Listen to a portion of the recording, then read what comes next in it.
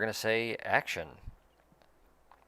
Hello, everybody, and welcome to Total Annihilation Replays. Today, I am bringing you the Total Annihilation Escalation 2022 Cash Prize Tournament, and I have a round for you here between Executrix and Race. So we've got Team Russia versus Team Canada here, and on the bottom here we've got Race, and on the top right we've got I'm just going to call him X. I struggle with his name for some weird reason. So both of these guys actually stream and put content up on Twitch, I believe. I know Race has got some stuff there. A super fast clicker and builder versus X, who has been climbing up the ranks in both Protea and in Escalation too. So just a little bit of a backstory here. This is a double elimination tournament. And both of these players are in the winner's bracket at this time. And I'll show you the brackets at the conclusion of the once I get all the 3 games done. So that way there's no spoilers for those who don't want to see it. So we've got all right. So we got typical start down here. I actually don't know what the win value is on this map. This map is called Diagon Alley. And we'll drop one of these too, so that way we can see that. And the comms actually still haven't appeared on this. I'm using the TAF replayer here. There we go. Both players are choosing to walk. There is a decent amount of metal all over the map. A lot of escalation games are played in relatively high metal maps, and it just plays a little smoother in that. And things just get, I mean, as with all high metal maps, things get big and out of control. It's tough for me to pick up. Other subtle differences between OTA, you can see the commander produces +2 and +50 instead of the lesser amount.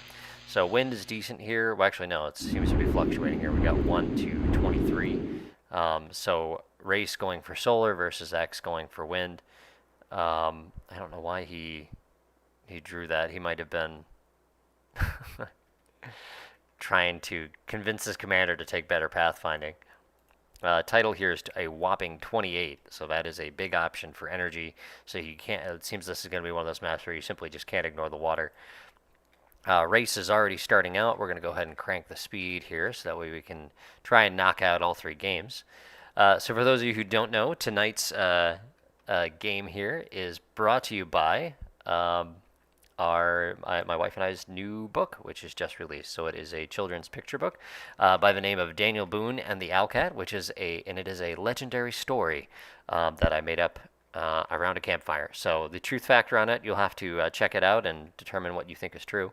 I will say that Daniel Boone never went as far south as Foster Falls. And if you want to know what that means, you'll just have to get the book. And if you do, I greatly appreciate it if you would leave a review too. So links are in the description.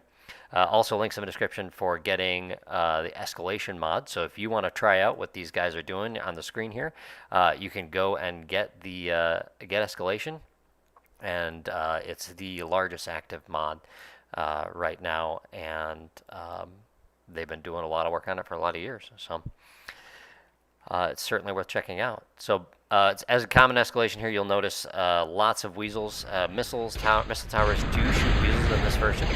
But you can see it's not 2 hits and they're gone. This actually had to get hit by these weasels first for those 2 missiles to take it out. I think it's 4 missiles now will actually do the work. So you've got to counter them with weasels or jeffies of your own.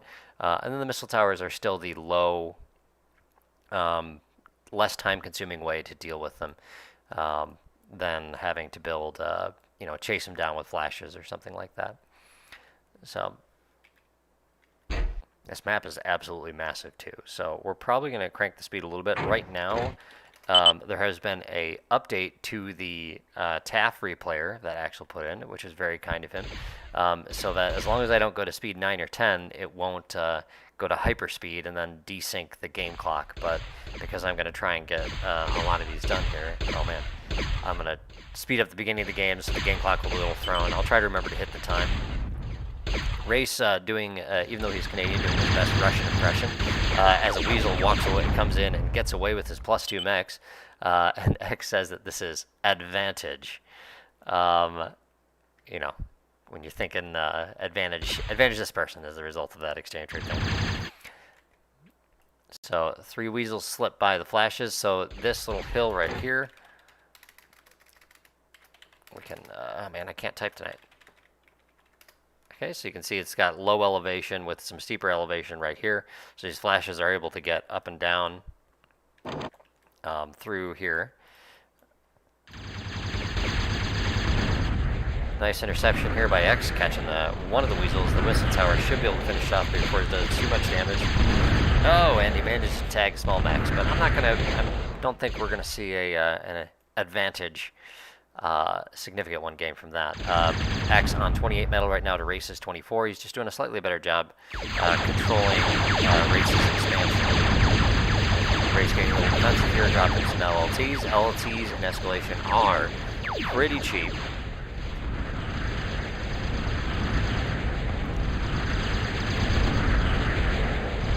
So you see the missile towers, they're pounding this last, really just don't do that much damage.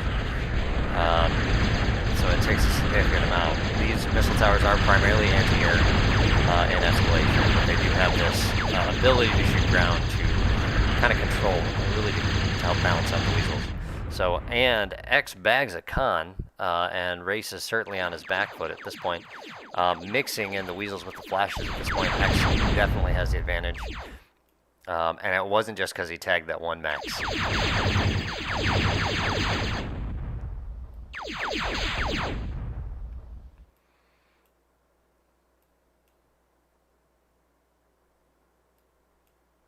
Flashes coming in from multiple angles here, and a single pair of weasels that Ray seems to have forgotten about, and X will clean those up for not much trouble.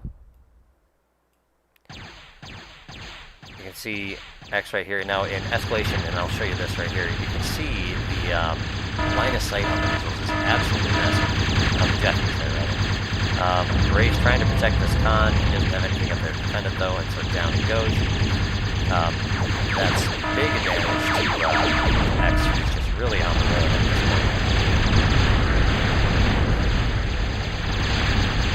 Continuing to raid. Knocking down the LLTs, taking out the mexes. His own expansion seems to be a little bit slower. You can kind of see Race is a little bit kind of even in that territory. Even though X has been more aggressive, so, but he's been unmolested for longer here. I would, yeah, there you go. Are they just about even on metal? Actually, that would actually be quite surprising. Yeah, X is just a little bit up on metal at this point. Much more heavily defended F-tier missile tower, 3 LLTs and solars to actually block things off. Those flashes go down without getting anything for their trouble, and Race is starting his counterattack. 4 gators on this side, 4 gators on this side. And X is driving right down the middle. Don't know if he'll actually be able to get the interception. This right here, this is a javelin. It is more expensive. You can see here, it is $269 to say the flash is 106.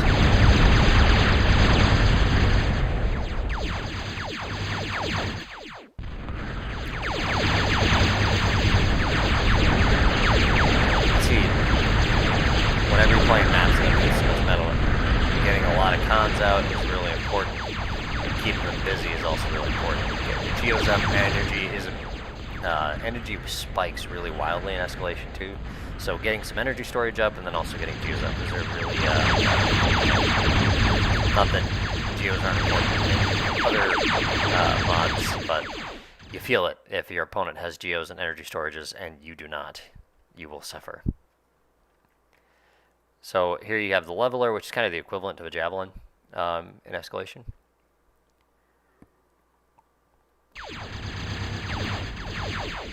Race bouncing back rather nicely from that earlier throttling. You can see he's matching. Javelins have decent range, whereas levelers are shorter range, and I believe they pack a bigger punch. But if you keep the javelin out of range, it's going to be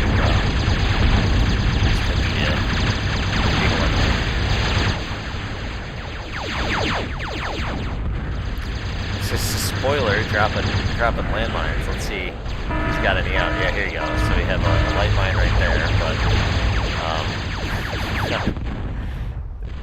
but Race being cheeky there. Samson he brought in just to take this down. See how fast the leveler just knocks that down. Race going on the counterattack at this point. I think, though, if I had to guess, yep, there it is. You can see X has started the advance. 16 minutes into the game. Race is actually matching him. The timing, no, he's dropping a second T1 at this point. So I would expect X to, if he gets that done, he's able to defend against it. Yeah, he's gonna have no issue defending. I would like to see him push out a little further, but obviously what he's doing is working. Looks like Race is going to drop another con at this point. I don't think Race has gotten a single one of X's cons. So that's going to leave him 3 Race is dropping. X is back, depending on who you're rooting for.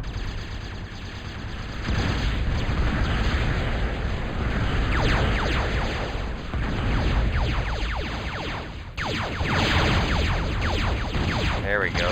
Race breaks in. Starts to do a little bit of damage here, coming up the side. Lots of LLTs mixed in all over the place. You can build LLT force here. They're about 100 meters, so they're significant. They're pretty cheap. A little over 1,000 meters, something like that.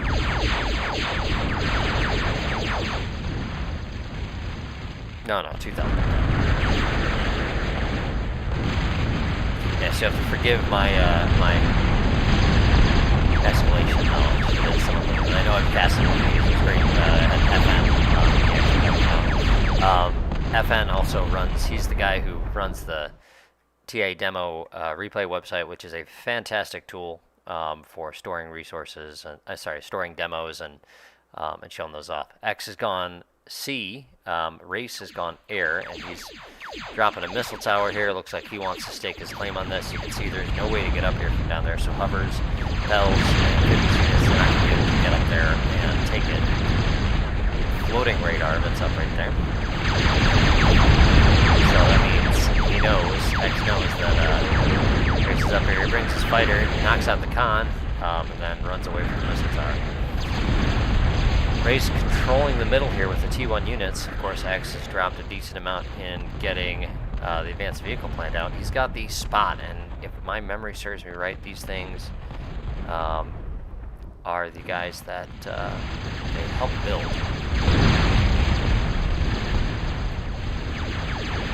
Actually says there. Let's see, they're not cheap. 378.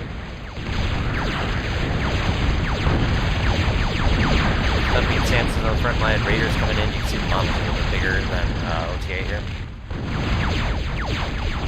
They are tough, though. Stumpy over here.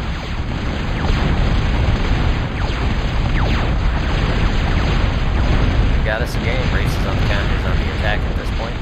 But X is getting big with the Mohos. I would anticipate Race is probably thinking about advance himself. It is over 20 minutes into the game at this point. Got 22 minutes.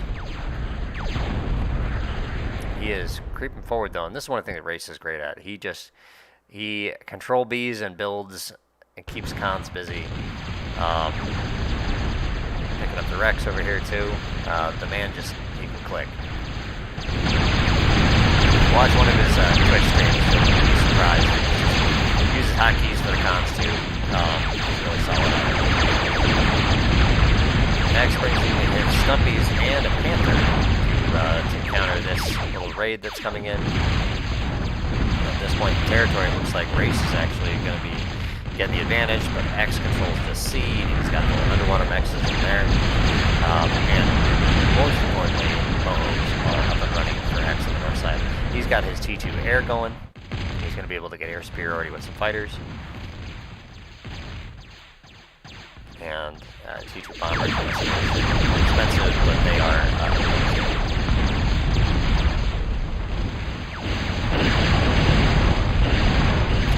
Panther's absolutely shredding those T1 units. He's got probably knows. There he goes. All right, so about, I don't know, it wasn't quite 10 minutes later, but 8 or 9 minutes later, he gets his advanced up. So X is ready to bomb. Let's see what he's got, what Race has by way of air defense. Not much on the south side right here, so that is going to be a problem for him. If X does a little scouting and brings those bombers in. Flies over here, obviously, he'll take some hits, but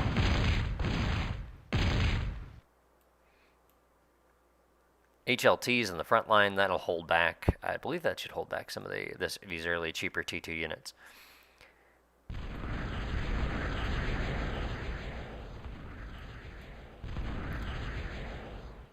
More Mohos up here, and he's working on brawlers. Race moving in to take this hill. I like that. I think that's a good call. So he's got the missile towers. He's patrolling these Mariners. They're anti-air and anti-sub. So they got an upcharge and missiles. Here we go. HLT versus Panthers. This Dragon's team up here in just in time. Panthers just arrived right on by. Just HLT picked up the kill.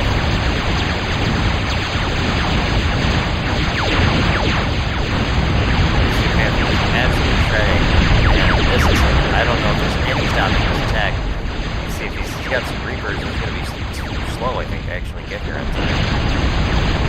Bombers come flying in. This is going to be pretty devastating. I anticipate it'll probably go better. There you go.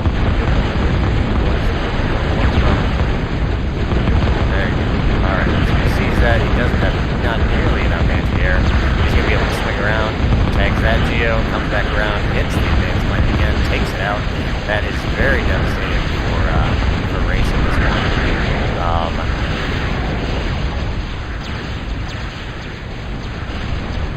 The Panther attack is in and through. Let's see.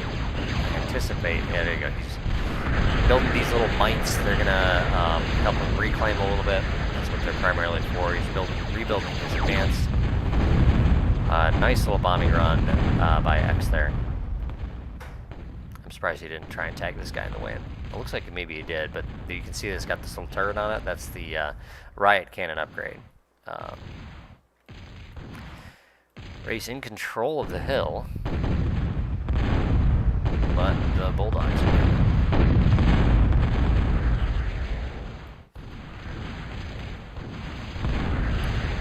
Bulldogs are kind of, they're slow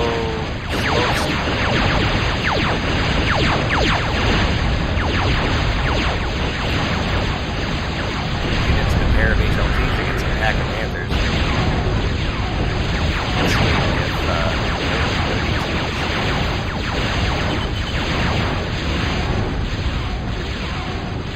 HLTs managed to survive that. Nice job by Race there. This pair of LTs will probably finish that guy off. Yep, there he goes. Nice little 200 metal wreck right there. So, yeah, Bulldogs are 700 metal. That's just incredibly expensive. But seeing as how the resources are already exploded, X on, it looks like 160 right here. His economy is just taken off. Whereas Race is playing catch up at this point with his Moho expansion.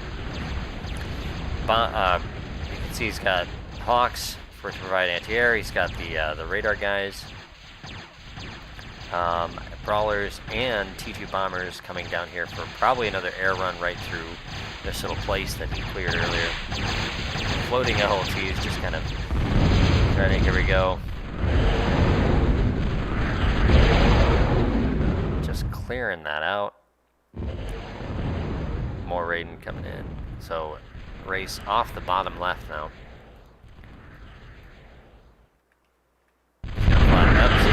So that's where he's got these guys right there. He saw that. He was able to turn away before he lost the units that actually did damage. Prowler's taking out the resources.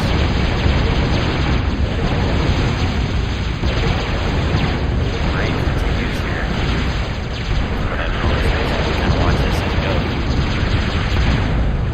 Khan goes down as well as we got the rail tracker.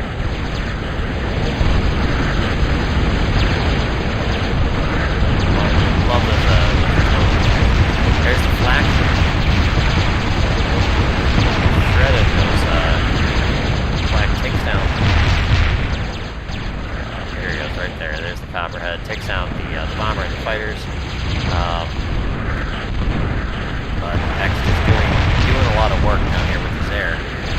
side here, you can see we've got a T1 push, but it's just going to get stalled by these LLCs here. And it's just a lot of bulldogs. Having trouble hitting, but eventually they'll figure it out. There it goes, and down goes the Reaper. Nice little open area here that X has cleared up for himself. And he's at nearly 170.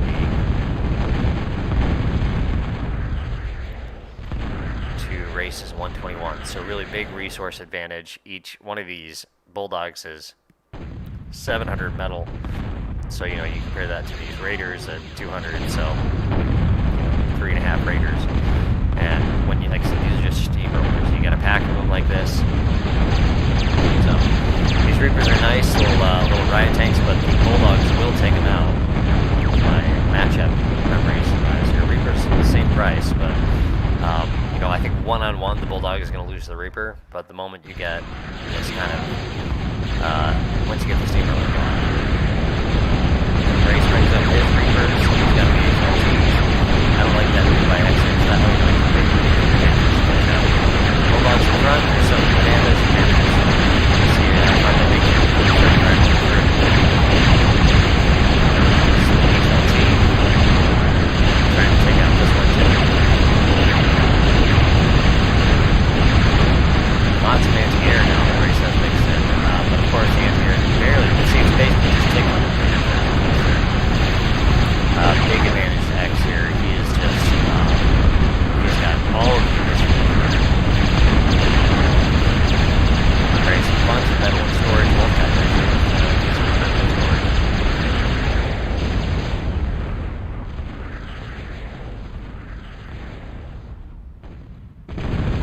Let's see, just that attack just kind of carved out this nice little section. You know, essentially it looks like the Race is, you know, right here in the middle of up on the north side. Looks like a Guardian has cleared out this hill. I don't think he's got some radar too. Here comes another bombing run. Flak right here, fire. And the Vamps take that out. Really, X didn't get much for his trouble there. Prowlers are tough, but not that tough. Alrighty.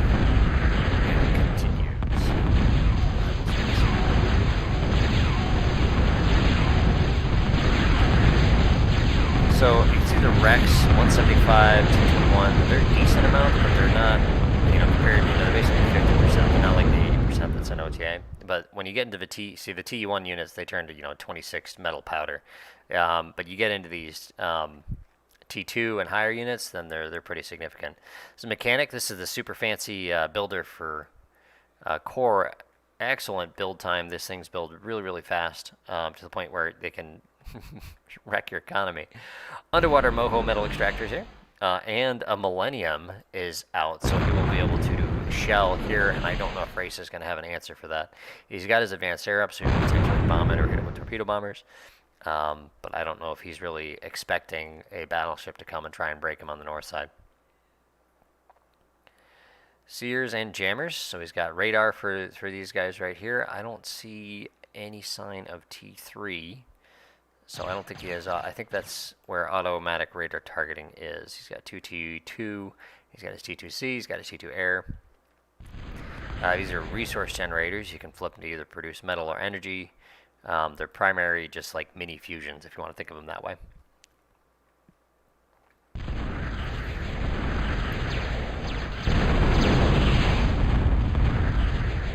Missiles. Launching from the Merles. X doing his job, doing a part here just to try and control this territory with the longer range units. In comes the Millennium. These are fun to watch. There it goes.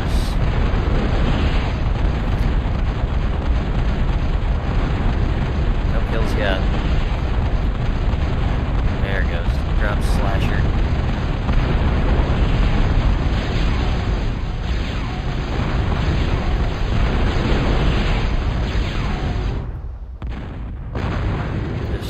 Stuff out here. Race working hard on his building, trying to catch up, but X staying on top of it. See, he's got mohos all the way down here by the front, even capping these .8s with mohos. That's just, that economy is just absolutely massive. Here come the torp bombers, but remember these guys from earlier, the Mariners? He's just doing a little log dance. Here comes the sea transports, probably shock units. Going for the sea unload here, amphibious assault. And there you go, the Panthers are out. Nice, cute little raid by X there. Gets the sea transports in, deploys the Panther. He says, "Try and stop me." I'm not sure what that's supposed to mean. Finds the key storage in the back and blow up me. He's not seen it though. And then here comes another bulldog attack rolling up the front. Pyro's coming in. That's not going to stop the steamrollers. That is bulldog. Burrows launching, taking out the structures. 2 on left, T2 lap goes down. At this point, X has got a firm lead. Race gives his best Russian impression. I believe he's going to call it at this point.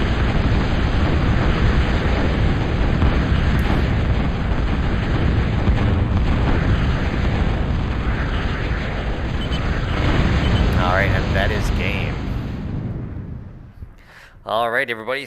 I hope you enjoyed that. That's game 1. I'll go ahead and I'll move on to game 2. Right now, this goes 1-0 to X, who is going to be taking the advantage into it. So next is going to be Race's pick, I believe, and we'll see where he wants to play. So hopefully the resource screen will come up.